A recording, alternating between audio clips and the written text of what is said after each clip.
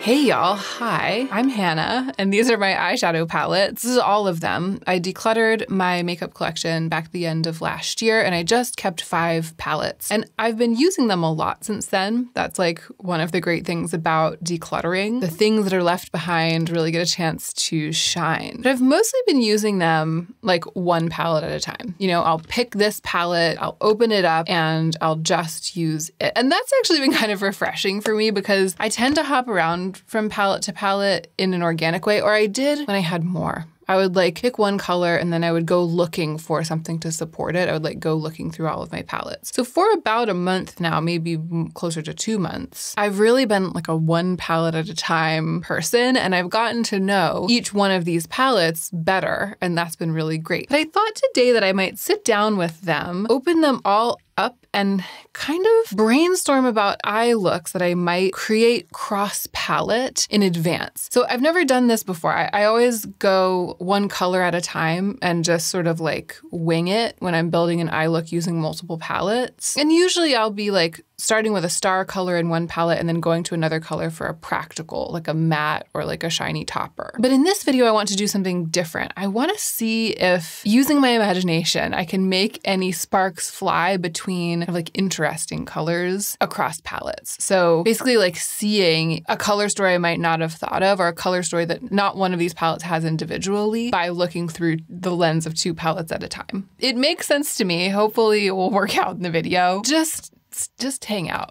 And if it's horrible, you can leave. If you're new here, I'm Hannah. I enjoy reviewing new makeup, and I do that from time to time, but I also like to spend time on camera with my old makeup because I feel like loving makeup isn't just about shopping for it, you know? It's about using it, and it's about using what you already own in new ways. That's what this video is about. I hope you'll subscribe if you like it, and let us now go ahead and get right into the meat of this video.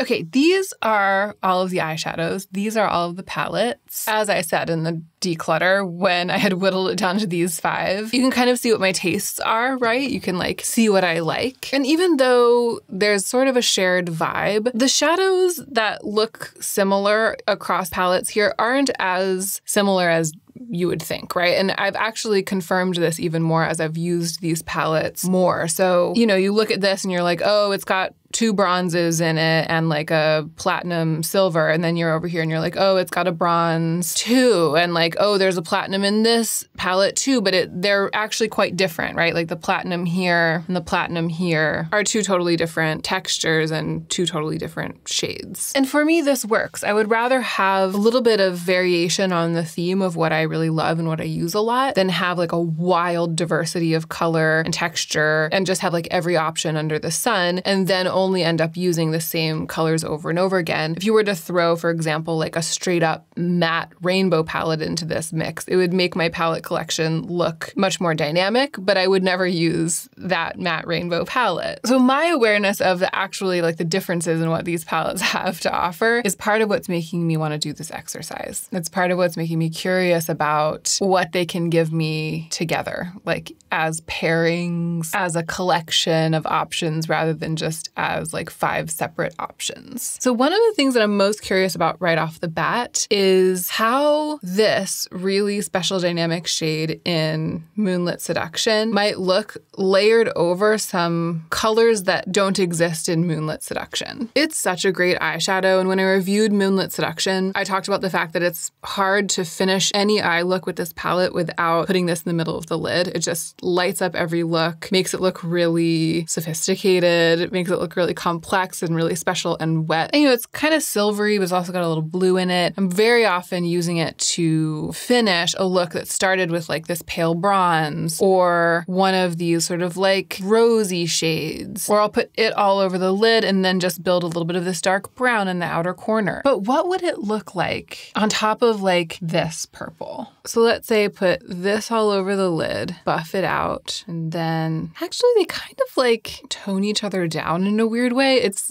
because I think there is a lot of purple in this. So weirdly, it's like it gives it a base that matches it rather than a base that contrasts with it. So it's not as dynamic as I expected it to be. It's not as exciting. It's an interesting idea. Like it looks like one eyeshadow, you know, like a single shadow look rather than a bunch of layers, which is the look I usually get with this.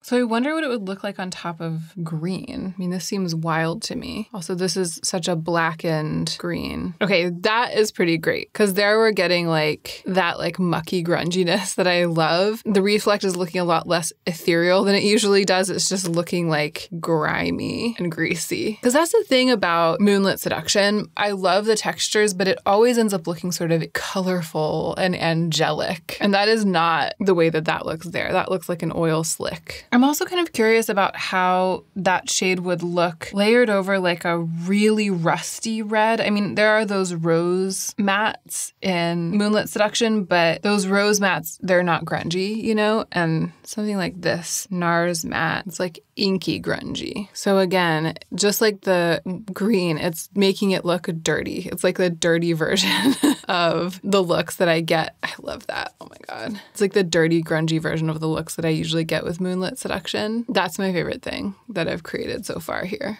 Of the three, that's the thing I'm the most excited to try. Because it kind of reminds me of like Jaclyn Hill 24/7, you know, that like really, really sturdy, drenched looking weird brown in like the way that it's glossy, but the way that that rest just looks so pigmented. Okay, so I feel like what I want to do now, what I've learned that I want to do is to layer this special shade, which isn't one of the baked shades, but you know, it's the I'm using special with like a lowercase s rather than the capital S. This special shade in Moonlit Seduction to layer it over like darker, grubbier colors that kind of like compete with that angelic shine. So the purple wasn't a good choice for me, but these other two really were. What else do I want to play with? I mean, I want to play with the blue in the Gucci palette because usually when I use this, it's to do just like a wash of blue all over the lids. I'm not usually inspired to combine this blue with other colors in the Gucci palette because I don't really want to put this blue with purple. Like what could I put it with that the Gucci palette doesn't have that another palette has? Actually,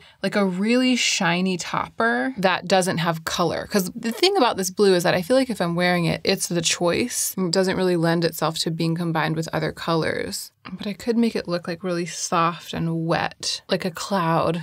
It's like giving me cloud in the sky, just making the silver a little bit more blue. I could also see it being kind of fierce with like this rose gold, like blue, that really soft wash of blue all over the lids, and then like the rose gold in the inner corner. Like that is also really giving me cheruby cloud in the sky. See how they look mixed together. Well, oh, look at that. Like the rose gold really gave the blue something to stick to. It was not really doing the most on like the dry palm of my hand.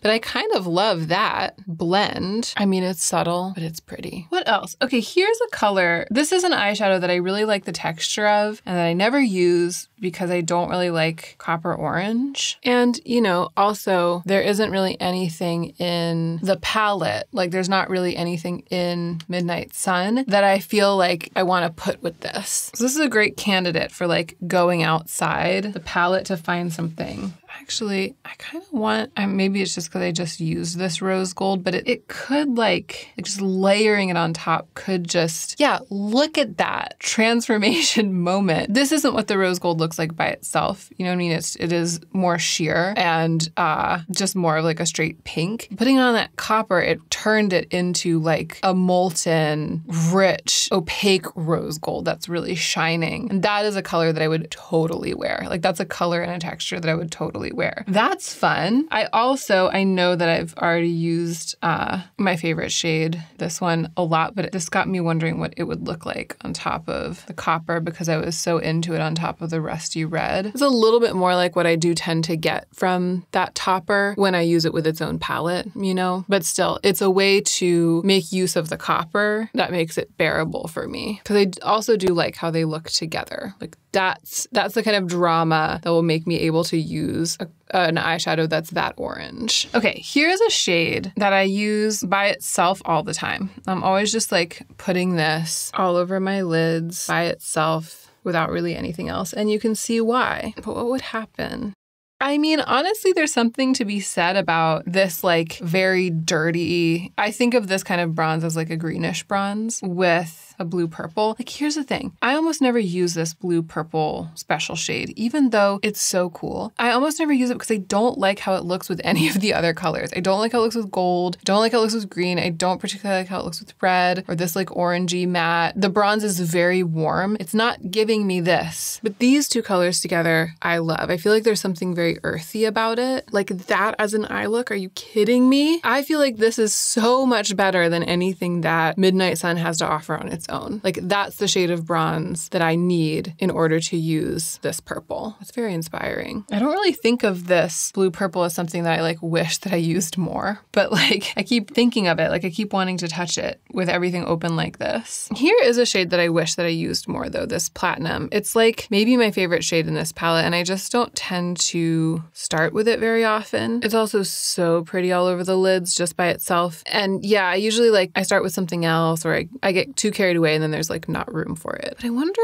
what could I put it with from a different palette than its own palette that would be like a total surprise, like nothing I've ever thought of doing with it. Maybe like this quite yellow gold because the gold in its palette is really sheer and really warm and this one's like really yellow. Ugh, I don't know if I like that though. Yeah, I don't like that. Oh my gosh, maybe green though. Yeah, it definitely lends itself to use with green for sure. And then what about something wild like this coppery NARS topper, which I would like never want to mix with green. I would never usually mix with it, except we're playing. See, if there was an eyeshadow this color, I would want it.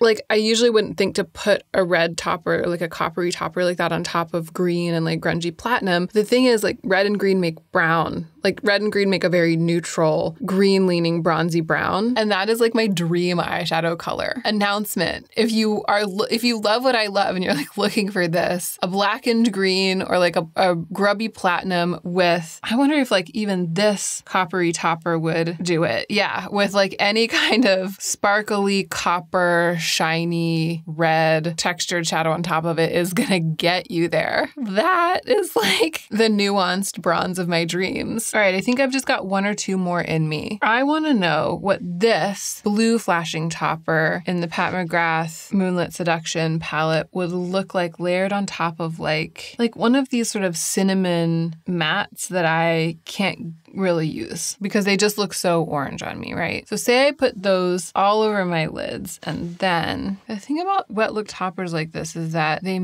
soften color because they reflect light and like the blue in this is also kind of canceling out some of that ruddiness that makes these shades difficult for me to wear. I love it. I really like when the base of an eye look has that red clay quality, but it's like mostly obscured by shine, by reflective shine. This kind of reminds me of what Urban Decay Space Cowboy kind of does on its own. You know what I mean? It has that red base, but it works for me because of all the reflect. That's another color around here that I feel like I kind of can't wear. I mean, pink, like these are basically untouched. This is like the eyeshadow version of NARS Orgasm. Never wear it. The matte that goes with it. Never wear it. What could I put with those? I wonder what they'd look like with this. Well, that's just a beautiful eyeshadow. That's all there is to that. But actually, gosh, this is another one. I never use it and I keep touching it during this exercise. Maybe put the copper on top of those pinks and blend in to this platinum. I mean, it's kind of weird, but it would definitely be much more wearable for me than like these pinks on their own, you know, because they start to have like an organic quality. I feel like it would be that sort of around the edges, like blending into the crease and towards the brow bone and then like this really, really bright platinum on the lid. But I've toned those pinks down significantly by layering this shiny copper special shade over them. It's so interesting. I never use this. I never use the similar shade in the NARS palette. I look at those colors and I'm like, that's just pure orange. But they layer, they create such cool, grungy, me shades when they're layered over, even over other colors that I feel like I don't get along well with. I feel like I need to go wash my hands. I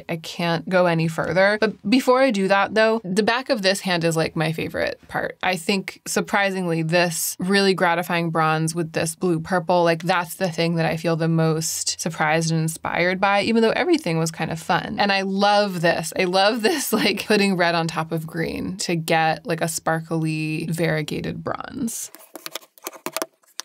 Okay, so that was it. A little overhead makeup playtime for your nerves. I was kind of expecting that I would find some interesting things by layering. I love to layer eyeshadow, obviously, and you know, I'm familiar with my toppers. So like, well, most of them, especially the ones in Moonlit Seduction. I was expecting to see some like different shades and qualities come out of some of those toppers by layering them over colors that aren't in their own palettes. But I wasn't expecting that out of the copper ones, as I was just saying. And I think the thing that I was expecting least of all was putting colors next to each other that aren't usually next to each other. It was just silly because you would think that that would be the main thing here and that layering might be like a secondary discovery. But for me, I was going into this like looking to layer, all about the layering and the blending. And it turned out that like the bright purple next to the greenish bronze really suddenly kind of like catalyzed something. Or that crazy rich platinum next to like a pinkish copper. I would never have thought of that. I definitely feel like sitting down and doing this physically, like with my hands playing with it, created the sort of like a muscle memory for the way that some of these palettes might speak to each other that I might not have been able to create if I had just thought about it